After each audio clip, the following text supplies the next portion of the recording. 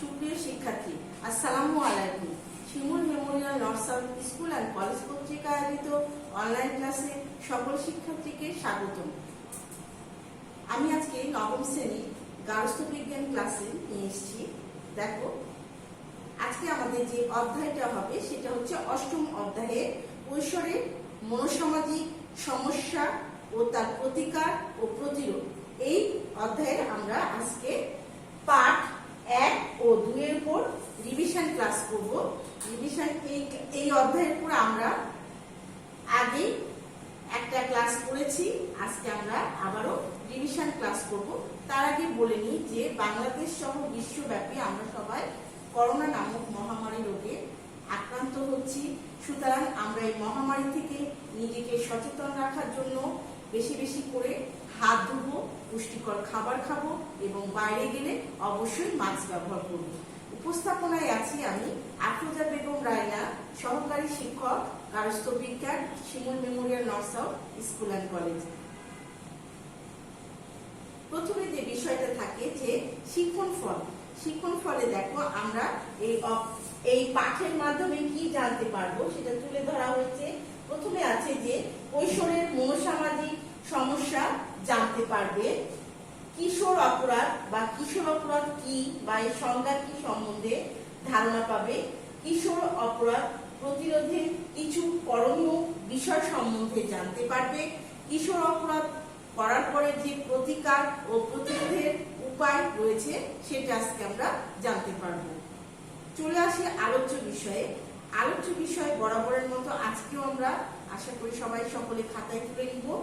দেখো আলোচ্য বিষয় কি আছে যে কিশোর অপরাধের মধ্যে প্রথমে দেখো কৈশোরের মনোসামাজিক সমস্যা, কিশোর অপরাধের সংজ্ঞা, কিশোর অপরাধের ধরন, কিশোর অপরাধ সম্পর্কে গবেষকদের একটা অভিমত রয়েছে, সেই অভিমতটা আমরা আজকে পড়ব।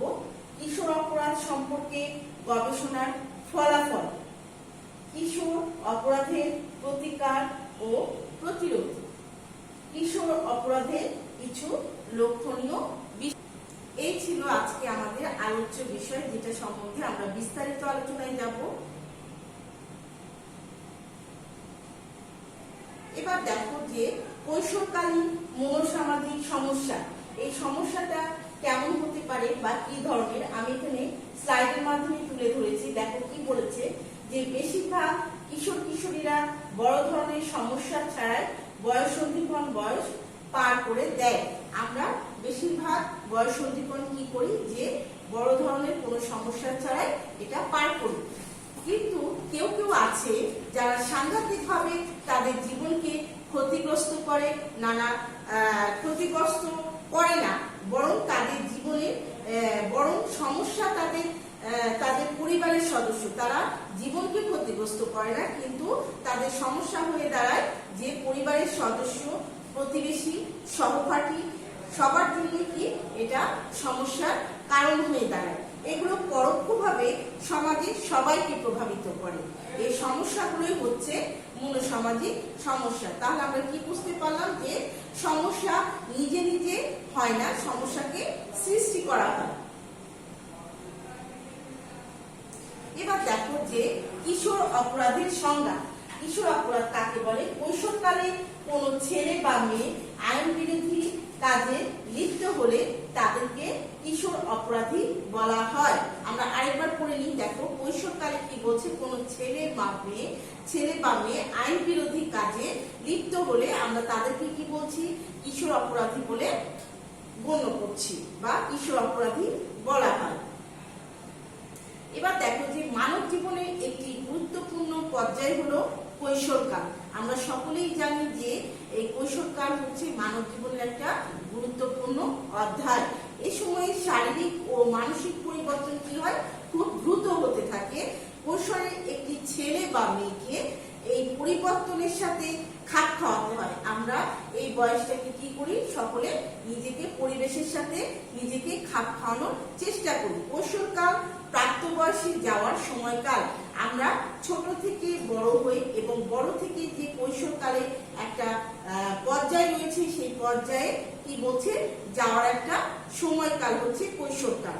সাধারণত আমরা এই কৈশোরকালকে কত বছর বয়স পর্যন্ত বলছি দেখো, 11 থেকে 18 বছর বয়স পর্যন্তকে আমরা কি বলছি, কৈশোরকাল।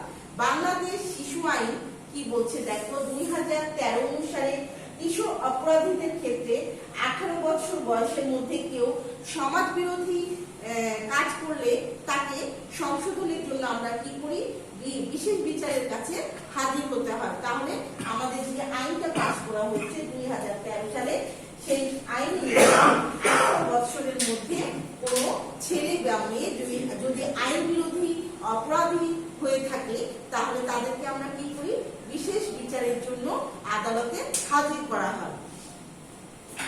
এবার দেখো যে কিশোর অপরাধের কারণ, এই কারণটা কি বা কি কারণে কিশোর অপরাধ হয়ে থাকে। এখানে দেখো লেখা আছে যে বেশিরভাগ ক্ষেত্রে কিশোরদের অপরাধ অপরিকল্পিত, এরা কোনো পরিকল্পিত ভাবে কোনো অপরাধ করে না, এটা অবশ্যই অপরিকল্পিত হয়ে থাকে এবং সংখ্যায় অনেক বেশি থাকে।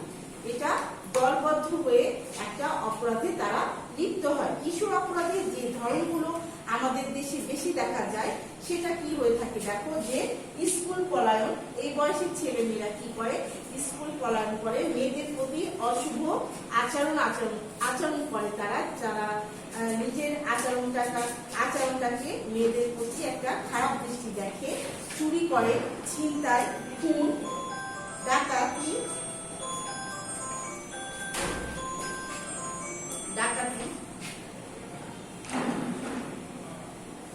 মারামারি, মাদকদ্রব্য সেবন ইত্যাদি।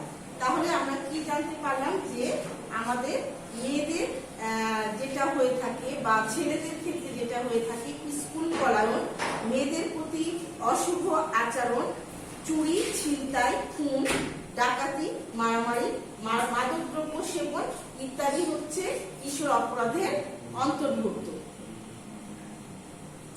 এই দেখো এখানে দেওয়া আছে যে এখানে যে ছবিগুলো দেখছো যে স্কুল পলায়ন যেটা এবং চুরি, ডাকাতি, খুন, এটা হচ্ছে কিশোর অপরাধের একটি অংশ হিসাবে কাজ করছে এবং এই কাজগুলো সাধারণত 11 থেকে 18 বছর বয়সী ছেলে মেয়েরা করে থাকে। এবার দেখো কিশোর অপরাধে গবেষকদের যে অভিমত রয়েছে আমি এটা তুলে ধরেছি। এই ধরনের অপরাধীদের মধ্যে মেয়েদের চেয়ে কি হয়, ছেলেদের সংখ্যা বেশি থাকে। আমরা মেয়েরা যতটা অপরাধ করি তার চেয়ে বেশি কি হয়, ছেলেদের মধ্যে এই প্রবণতাটা বেশি দেখা যায়। এদের মধ্যে বেশিরভাগ পরিবার কি হয়, দরিদ্র পরিবার, অর্থাৎ পরিবারের বাবা মার কি হয়, বিচ্ছেদ বা পৃথক বসবাস। আমরা এই ধরনের পরিবারগুলোকে কি করি, দেখি যে কিশোর অপরাধে বেশি লিপ্ত হতে দেখি। এইসব কিশোর অপরাধীদের পরিবারে কি শৃঙ্খলার অভাব রয়েছে, সন্তানের প্রতি বাবা মার অবহেলাও রয়েছে, তারা ছেলে মেয়েকে সঠিকভাবে যত্ন নিতে পারে না, যার কারণে এই পরিবারের ছেলে মেয়েরা কিশোর অপরাধে লিপ্ত হয়। এ ধরনের অপরাধের জন্য বংশগত কারণকেও আমরা কি করি, এখানে দায়ী করে থাকি, অর্থাৎ পরিবারের বাবা বা অন্য সদস্যরা অপরাধী হয়ে থাকে, যার কারণে ছেলে বা মেয়ে এই অপরাধে লিপ্ত হয়ে থাকে। অনেক সময় অপরাধীরা অপরাধ জগৎ থেকে বের হতে পারে না, তারা অনেক চেষ্টা করে বা নিজেকে সংশোধন করার চেষ্টা করে, কিন্তু তারা নিজেকে বের করতে পারে না, যে কারণে তারা সেখানে স্থায়ীভাবে বসবাস করতে শুরু করে বা সেখানে স্থায়ী হয়ে যায়। এবার দেখো যে কিশোর অপরাধে প্রতিকার ও প্রতিরোধ।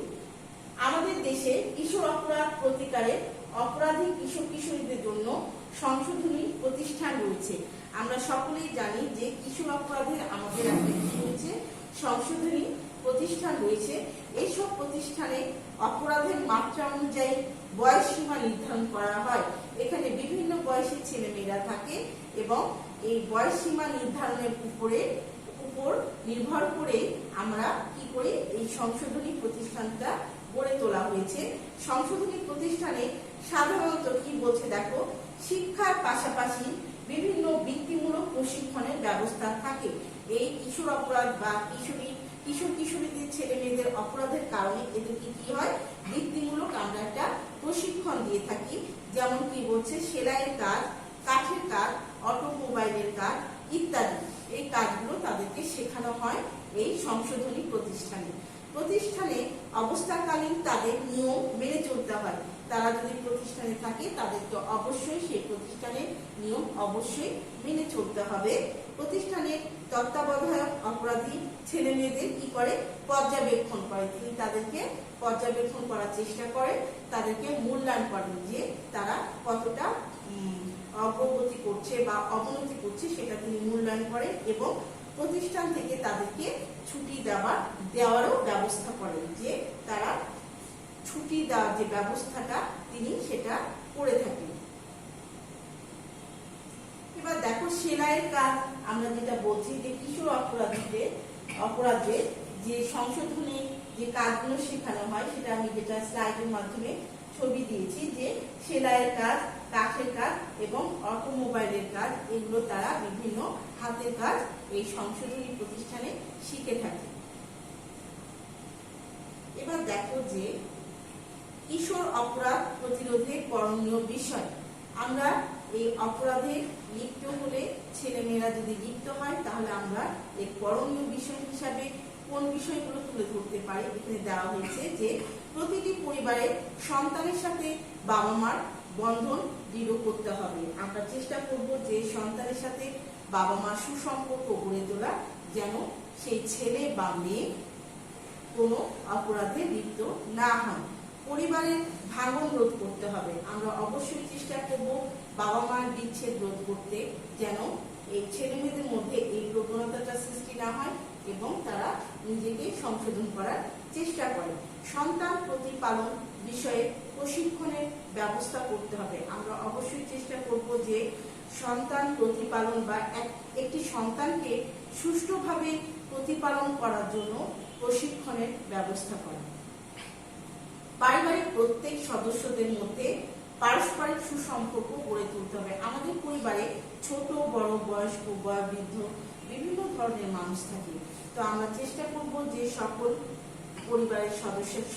পরিবারের সদস্যদের সাথে একটা সুসম্পর্ক বজায় রেখে বা সবকিছু বজায় রেখে যেন সঠিকভাবে দিক নির্দেশনা দেওয়া যায়, সেটা আমরা সকলেই চেষ্টা করব।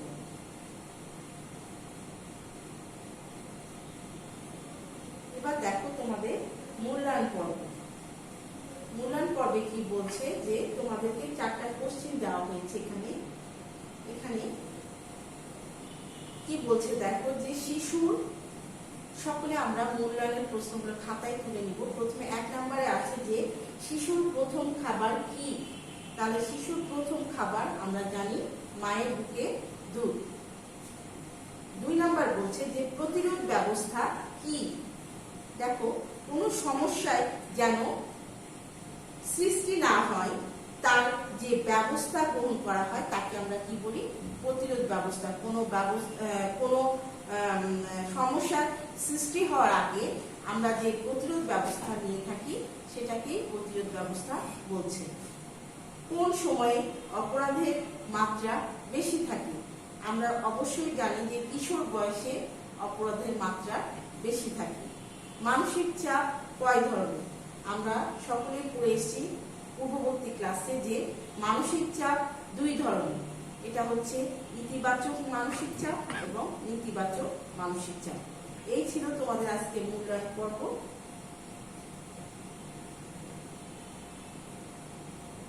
নেক্সট ডে তোমাদের পড়া দেওয়া আছে রিভিশন ক্লাস 2।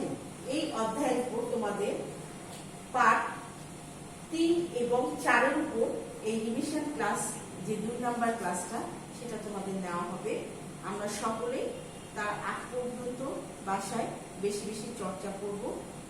সকলকে পরবর্তী ক্লাসে আমন্ত্রণ জানিয়ে এখানে শেষ করছি। সকলকে ধন্যবাদ।